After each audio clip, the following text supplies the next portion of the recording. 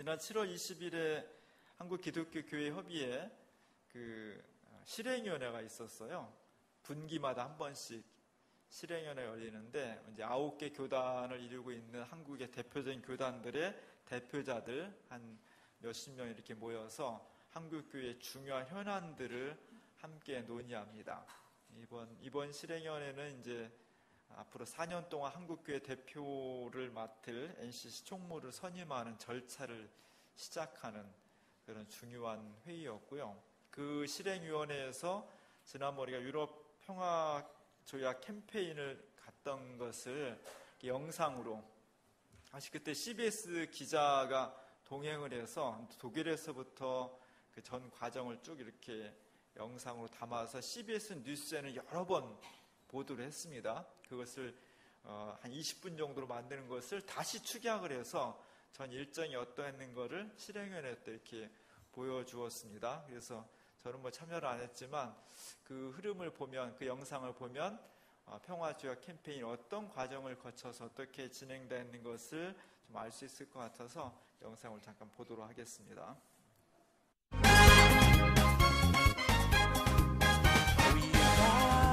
In the light of God. We are marching in the light of God.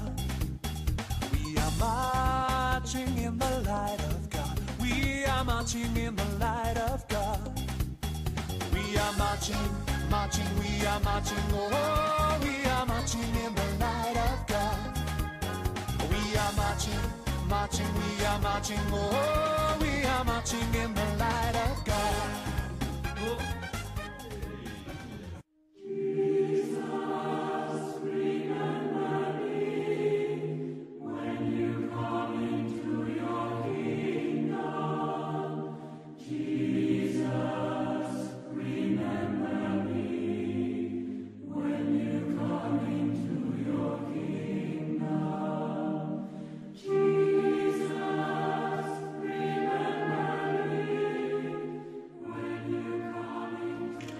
Inside the stone is an axe like this. Can they pass it around?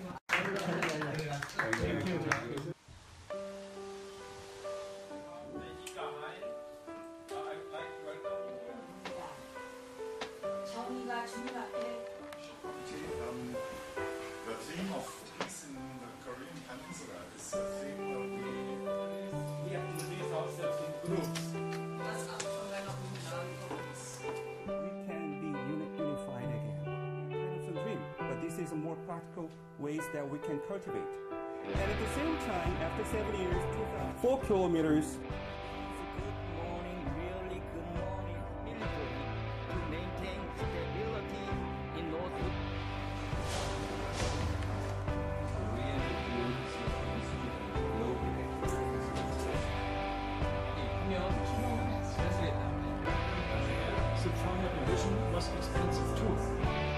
한편 평화조약 유럽 캠페인 기간 중 문재인 대통령이 베를린 선언에서 평화협정을 제안하면서 한반도 평화에 대한 유럽 교회들의 관심이 높아졌습니다.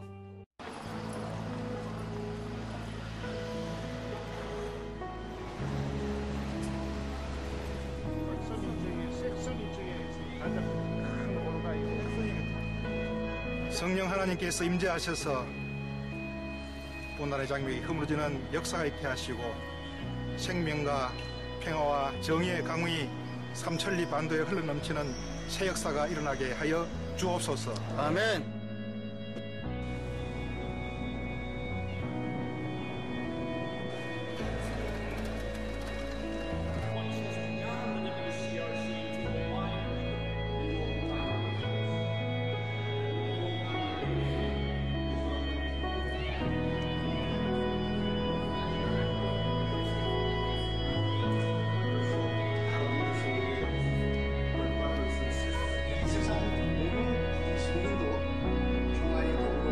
하나님으로부터 큰 복을 받은 우리가 되자면 하나님의 뜻인 참다운 평화를 이 땅에 이룩해내야 합니다. 온전한 평화를 이뤄내지 못하고서는 이 세상 어느 그리스도인도 평화의 도구로 부름받은 자로서의 자기 사명을 다했다고 또 하느님의 자녀라고 말할 수 없을 것입니다. For the content of the peace treaty, as it is up to the agreement of the contracting parties.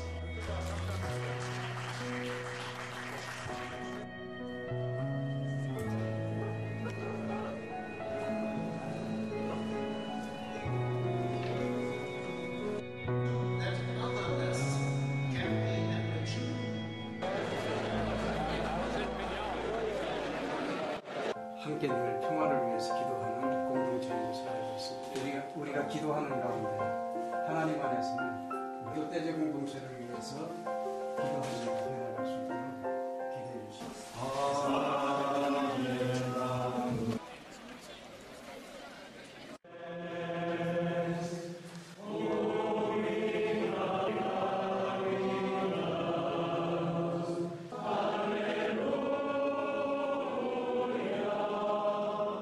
새들이 와서 그 가지에 깃들인다.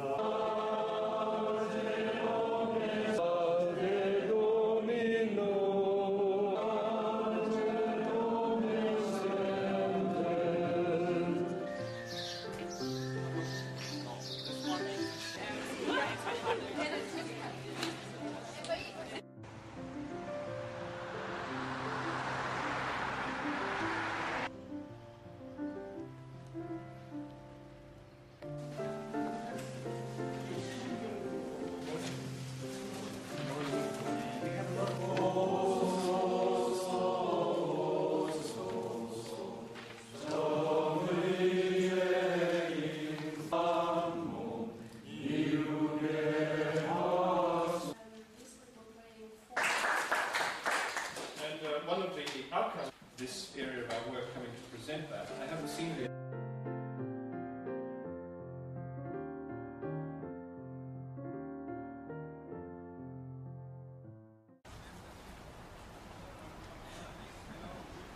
Orders of the World YMCA.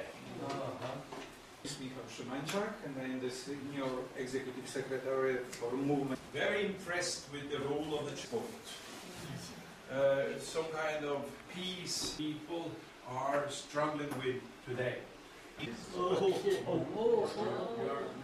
brain is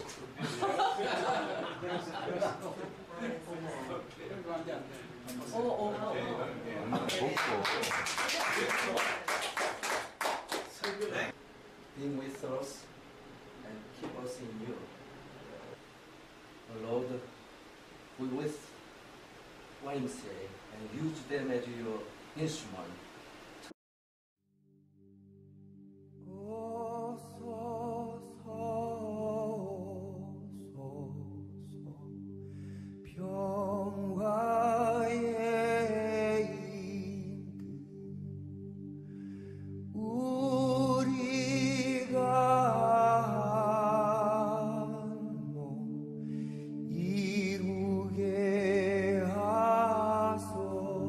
중간에 설교했던 그 한국 사람처럼 생긴 분이 조선 그리스 연맹 강명철 위원장인데 그분이 굉장히 센스가 있는 분이에요. 사실 저분들 나올 때 늘 김일성 배지를 달고 나오거든요.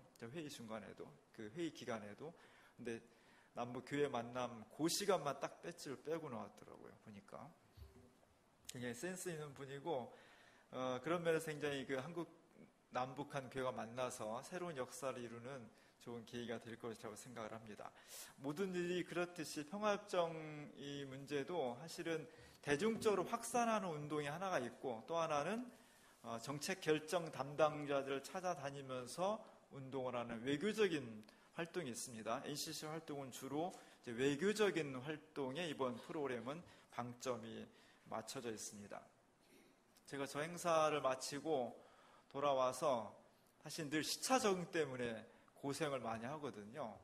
이제 여러 번 처음 다닐 때는 굉장히 고생을 하다가 이제 여러 번 다니면서는 이제 비행기 딱 타면서 한국 시간에 딱 맞춰놓고 그 다음에 어떻게든 제가 한국 시간으로 밤이면 자려고 애를 쓰고 낮이면 두 눈 부릅뜨고 안 자려고 이렇게 해야 이제 돌아오면은 하루 이틀 만에 시차 적응이 되거든요. 근데 이번에는 이게 너무 인위적인 것 같다. 사람 몸이 그냥 자연스럽게 가야지 뭐 그렇게 할 필요가 있겠냐. 그리고 이제 혼자 가면은 내 마음대로 하는 단체로 가면은 그 단체 스케줄에 또 따라야 되고, 환승하는 공항에서 한 대여섯 시간 기다려야 되는데 나 혼자 저 구석에 가서 자고 막 그럴 수가 없어요. 같이 그냥 이야기하고 하다 보면 놓쳐, 이 흐름을. 그래서 이번에는 그냥 왔습니다. 그냥 오다 보니까 이렇게까지 고생할 줄은 몰랐어요. 1시 반이면 꼭 깨는 거예요. 1시 반, 2시면 꼭 깨가지고 잠이 안 와가지고, 그래서 이제 한 12시에도 자보고, 늦게 자면은 피곤하니까 이제 한 새벽 4시, 5시까지 잘 수 있으니까, 그러면 낮에가 좀 훨씬 가뿐하거든요. 근데 몇 시에 자든지 간에 꼭 1시 반, 2시에 깨가지고 잠이 안 오는 거예요. 이렇게 잠을 못 자면 그 다음날 낮에 힘들다는 걸 뻔히 알기 때문에 어떻게 자려고 막 그냥 이리 눕고 저리 눕고 별짓을 다 하다가 결국은 4시, 5시에 깨가지고 내려와서 일하고 뭐 설교 준비하고 이러다가 이제 일주일 지났는데, 일주일 동안 제가 고생이 많았습니다. 그리고 정말 잠을 잘 잔다는 것이 얼마나 큰 보약이고 얼마나 큰 은총이라는 것을 새삼스럽게 깨달았어요. 연세 드신 분들 밤에 깨서 잠이 안 오신다고 하는데, 그게 참 힘든 거겠구나. 그래서 성경에 하나님께서 사랑하시는 자에게 뭘 줘요? 잠을 줘요. 이걸 너무 또 믿어가지고 예배 시간에 잠자는 분들도 있지만, 약간 잠을 푹 잔다는 것이 큰 은총이에요. 제가 지난 주일 밤마다 이제 걱정이 되는 거예요. 또 1시 반에 깨면 어떡하지? 또 잠을 못 자면 어떡하지? 너무 힘들어가지고. 주일날 힘들게 이제 일하고, 그리고 밤에 이제 한 12시 다 돼서 잤는데, 자다가 퍼뜩 깼습니다. 순간적으로 지나가는 게 몇 시일까? 또 1시 반, 2시면 어떡하지? 이 걱정이 막 순간적으로 되는 거예요. 떨리는 손으로 제가 핸드폰을 눈을 켜고 봤더니 4시인 거예요. 4시가 얼마나 감사한지 몰라. 얼마나 감사한지. 새벽 4시에 깨는 게 이렇게 감사한 일이구나. 5시에 내려와서 기도하고 6시 정도에 이제 명상 예배실 뒤에다가 이렇게 방석 깔아놓고, 제가 하루 종일 주로 책상에 의자에 앉아 있으니까 허리가 아파요. 그래서 이제 엎드려서 허리 운동을 좀 하고, 팟캐스트에서 강의 다운받은 거 좀 듣다가 또 얼마 안 돼 깜빡 잠이 들었어요. 그리고 전화가 와가지고 퍼뜩 깼는데 9시가 넘었더라고요. 월요일 9시가. 그 전날 밤에 4시간을 자고 또 6시부터 한 3시간을 잤으니까 7시간 잔 거잖아요. 이제는 시차 적응이 일주일 정도 지나서 이제 충분히 됐겠다.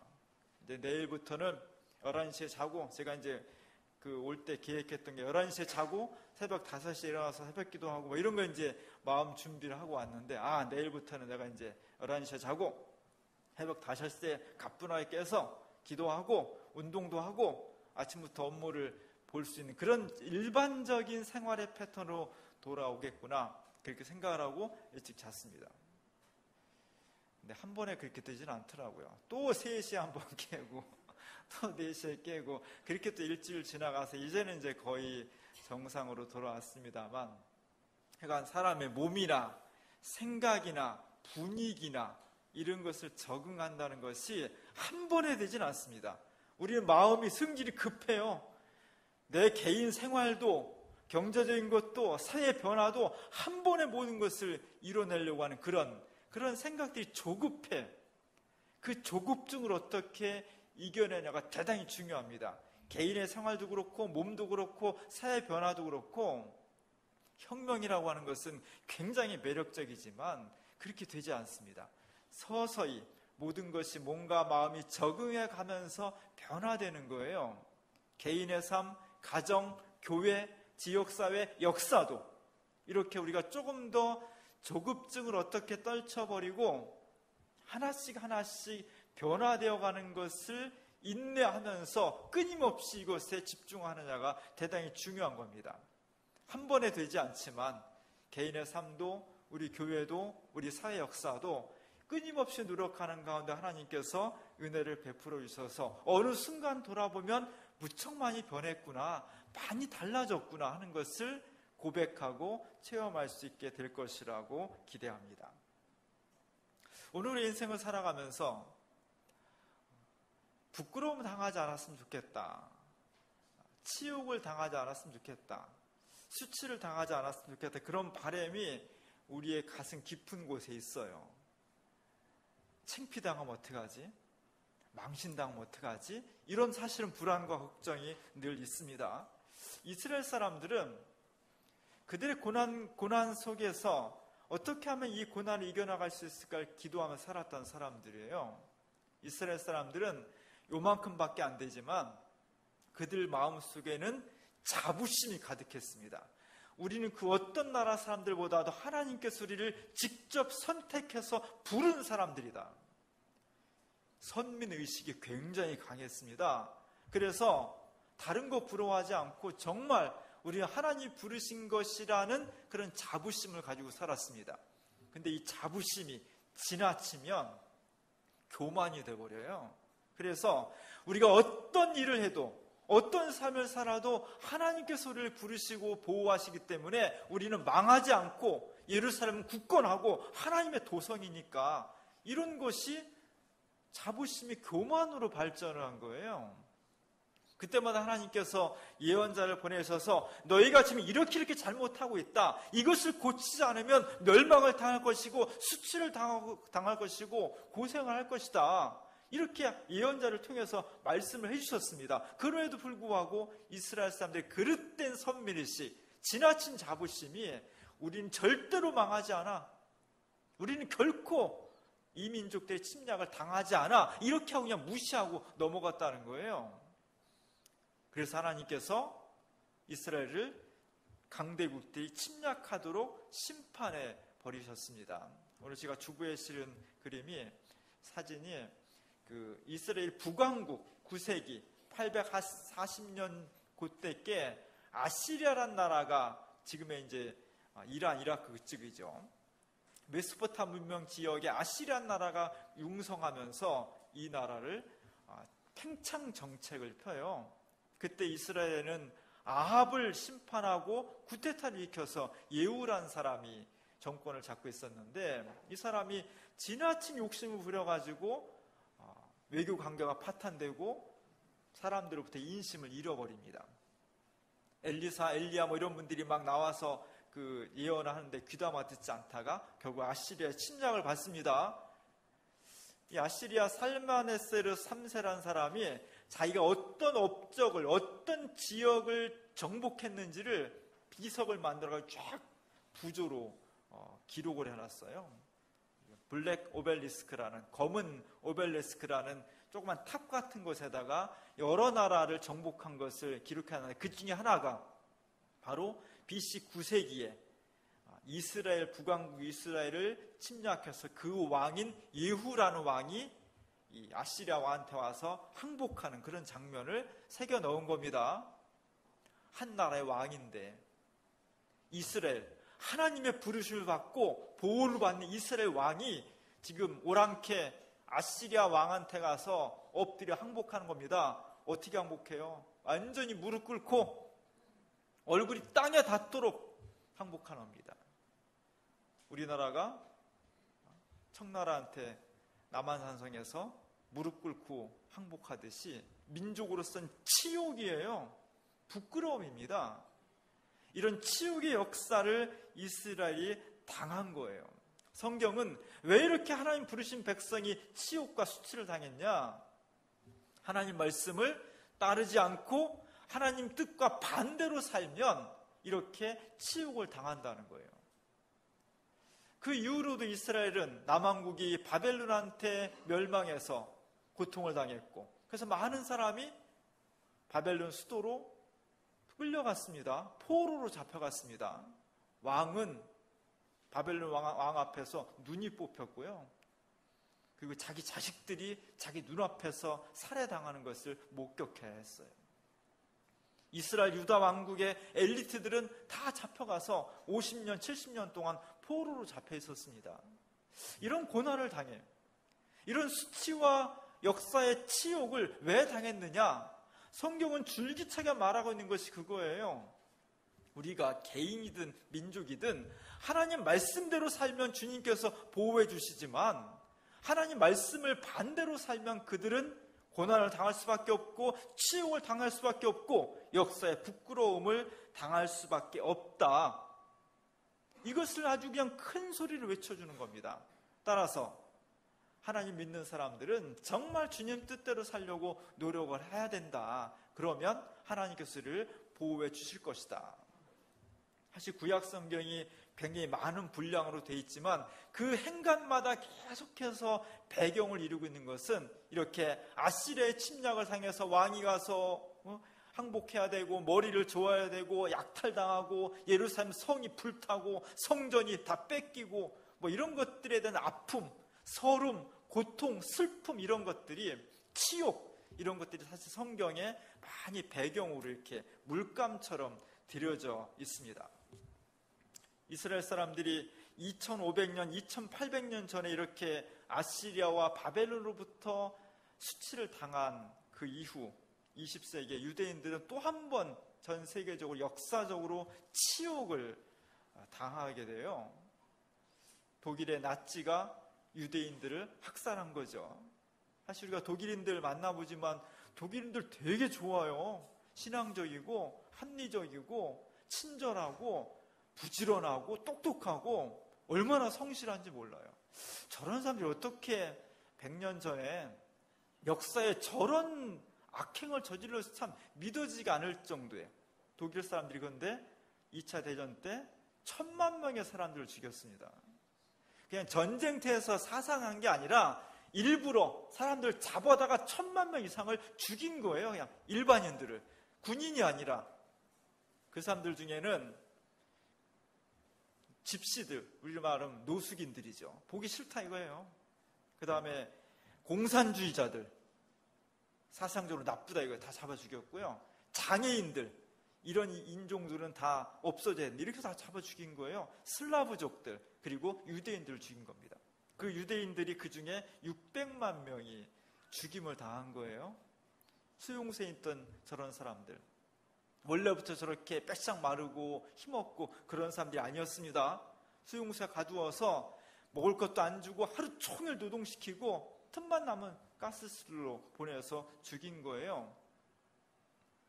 1944년도에 이탈리아에 있었던 프리모 레비라는 사람이 레지스탕스 운동을 하다가 체포가 돼서 아우슈비츠로 수송을 당합니다. 거기서 1년 동안 고통을 당하면서 살다가 1945년도에 나치가 망하면서 소련군이 진주하면서 해방을 맞이해요. 그리고 이 사람은 평생 동안 자기가 어떻게 당했는지를, 유대인들이 어떻게 인간으로서 당할 수 없는 행동을 당했는지를 사람들한테 각인시키면서 다시는 역사에 이런 불행, 이런 비참함이 일어나서 안 된다는 것을 증언하고 살았습니다. 이 사람은 누누이 말해요. 내가 살아난 거 진짜 운이다, 운. 진짜 행운이었다. 왜냐하면 아우슈비츠에서 살아난 사람은 100명 중에 5명밖에 안 됐기 때문이에요. 5%만 생존했습니다. 95%가 죽었어요. 여기 뭐 여러분들 중에서 5명만 살아났고 어느 일정한 기간 동안에 95명이 죽었다는 거예요. 죽임을 당했다는 겁니다. 진짜 운이었다. 이 사람은 책에서 계속 운이었다고 이야기를 해요. 그리고 그 수용소의 생활이 얼마나 비참했던 것을 증언을 해주고 있습니다. 제가 저 책을 읽으면서 첫 번째 증언책이 이것이 인간인가라는 책인데, 저 책을 읽으면서 또 가슴 아팠던 것은 이런 부분이었어요. 이 사람이 이탈리아에서 체포된 다음에 그 주변에 유대인들을 나치가 모아가지고 650명을 모아서 한 번에 이제 아우슈비츠로 수송을 합니다. 12칸 달린 기차에다가, 화물차에다가 나눠서 했다는 거예요. 지금도 화물차는 느린데 1944년도에 화물차가 뭐 얼마나 빨리 달렸겠어요, 기차가. 그러니까 5일 동안, 꼬박 5일을 걸려서 폴란드에 있는 아우슈비츠에 도착을 합니다.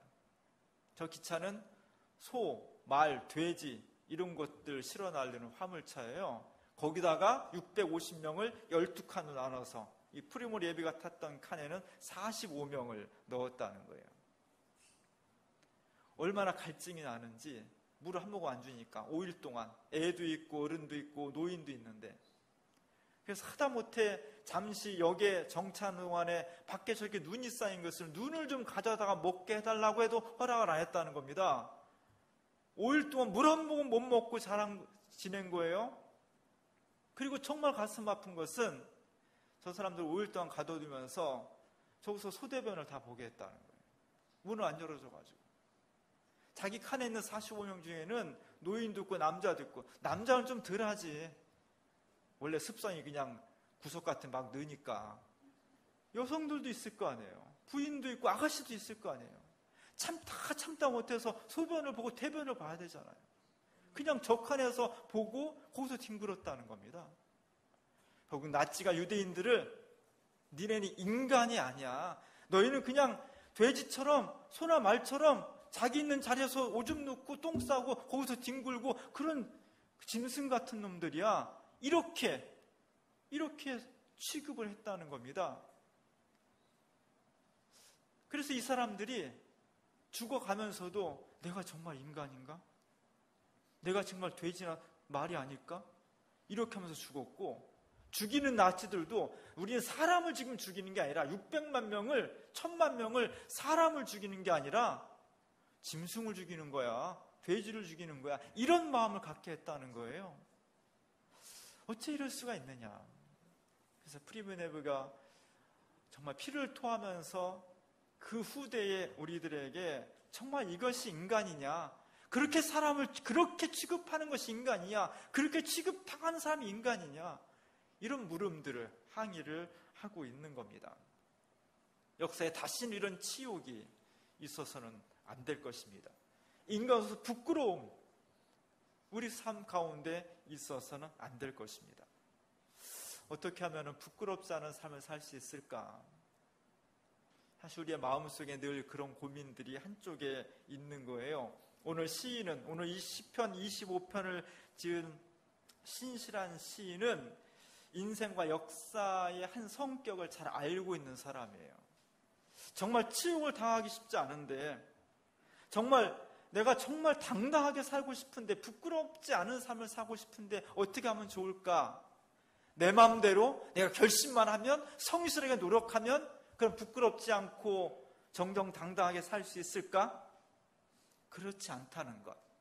우리가 개인이 아무리 노력을 해도 거대한 역사의 흐름 속에서 정말 개인의 노력을 뛰어넘는 어떤 흐름이 정정당당하고 양심적이고 인간적이어야 하면 된다는 것. 그것이 개인의 힘으로 참 쉽지 않다는 것을 알고 있는 사람입니다. 그래서 오늘 25편 2절에서는 이렇게 고백하고 있어요. 하나님 앞에 나의 하나님이여, 나로 부끄럽지 않게 하시고, 내가 부끄럽지 않고 치욕스럽지 않은 삶을 살고 싶은데 그것이 어떻게 가능하냐? 나 혼자 노력하고 성실하게 산다고 되는 것이 아니라 정말 하나님께서, 이 역사와 사회를 주관하신 하나님께서 우리를 부끄럽지 않도록 해주셔야만 제가 치욕스럽지 않게 살 수 있겠습니다. 주님, 저에게 부끄럽지 않도록 저를 도와주십시오. 이렇게 눈물로 호소를 하고 있는 겁니다. 오늘 이 기도가 우리의 것이 될 수 있기를 바랍니다. 지난 주일에 경기노회에서 어린이 찬양제가 있었어요.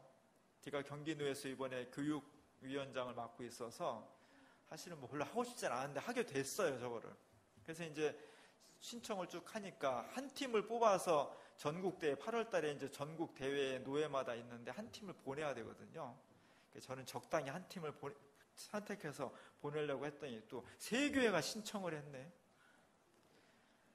2개만 하더라도 잘 설득해서 합의해서 한 팀을 보내거나 경연 없이 아니면 제비뽑기해서 보내려고 했는데 3개가 됐으니 또 그러지 못해서 그냥 경연을 하기로 했어요.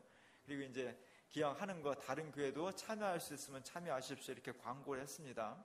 4교회가 참여를 했는데 저희 교회도 사실 제가 위원장이니까 이제 사실은 참여를 해야 좀 구색이 맞거든요. 그래서 참여를 하려고 이렇게 저렇게 고민을 많이 했는데 결국은 참여를 안 했어요. 왜냐하면 저기 신청한 교회들이 그 4교회가 다 큰 교회들이에요. 1000명, 2000명 되는 교회들이에요. 그런 교회들은 다 아이들이 그 어린이 찬양대가 상설 조직으로 돼 있거든요. 선생님도 막 전문가 가서 연습을 하고 매주마다 연습을 하고 쫙 짜여져 있어가지고. 우리 교회는 아직 그런 시스템이 안 돼 있는데, 어린이들이 또 무대에 서는 것도 잘 훈련이 안 돼 있는데, 잘 못해도 열심히 하는 게 좋은 거죠. 그런데 우리 아이들이 갔다가 너무 큰 교회 아이들을 정말 잘 훈련된 아이들하고 또 자신을 비교하면서 상처받지 않을까, 그런 사실 걱정이 돼요. 나는 괜찮은데 우리 아이들이 혹시라도 스스로 창피하거나 부끄러워하거나 상처를 받으면 어떻게, 이런 걱정이 되는 거예요. 그래서 그냥 고민하다가 안 가기로 했어요. 안 하기로 했어요.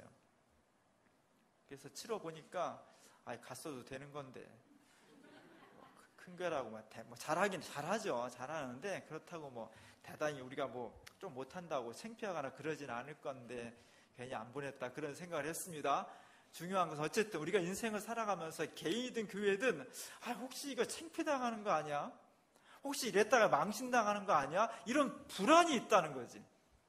이런 두려움이 있다는 거죠. 그것 때문에 하고 싶은 거 못할 때도 있고, 그냥 주춤거리기도 하고, 인생이 이렇게 축소되기도 하고, 걱정도 되기도 하고, 그런 삶을 살아갈 수밖에 없다는 거예요. 우리가 어떻게 하면은 이런 불안을 극복하고 정말 자신 있게 당당하게 창피당하지 않고 부끄럽지 않게 인생과 역사를 살아갈 수 있을까? 이것이 우리가 사실은 우리 마음속에 있는 근본적인 희망사항 중에 하나입니다. 여기에 대해서 오늘 시인이 이렇게 이야기를 하고 있는 겁니다.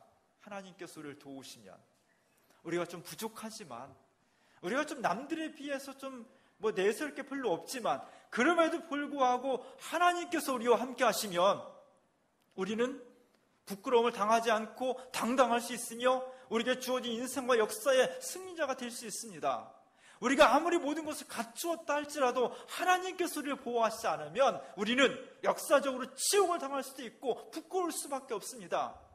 마치 우리 일제강점기 때 우리 어린 누이들이, 10대 후반의 어린 누이들이 일본군 위안부로 끌려갔듯이, 우리의 청년들이 징병으로 끌려가서 노동과 전쟁터에서 처참하게 죽어갔듯이, 그것이 개인의 노리가 아니라 민족의 어떤 아픔 가운데서 내 의지와 상관없이 그렇게 될 수밖에 없었는데, 하나님께서 우리를 보호하시면, 하나님께서 역사하시면 어떤 경우에도 우리는 승리할 수 있고 보호받을 수 있고 하나님의 역사하신 가운데 부끄러움을 당하지 않을 수 있습니다 하고 노래하는 거예요.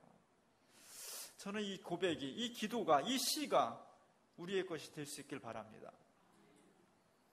내 속에 있는 내 미래와, 오늘 기도했듯이 내 미래와 장래에 대해서 불안함이 있는데, 그 불안 속에는 내가 추락하지 않을까? 몰락하지 않을까? 부끄럼 당하지 않을까? 창피당하지 않을까? 그런 불안이 있는데, 오늘 시인은 그런 불안 갖지 말라는 겁니다.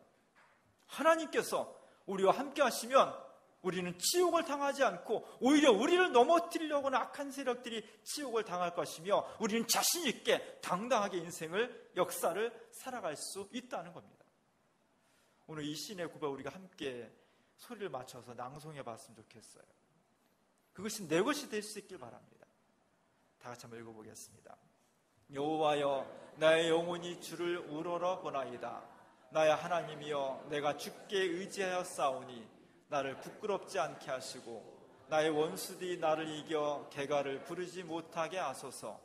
주를 바라는 자들은 수치를 당하지 아니하려니와 까닭없이 속이는 자들은 수치를 당하리이다.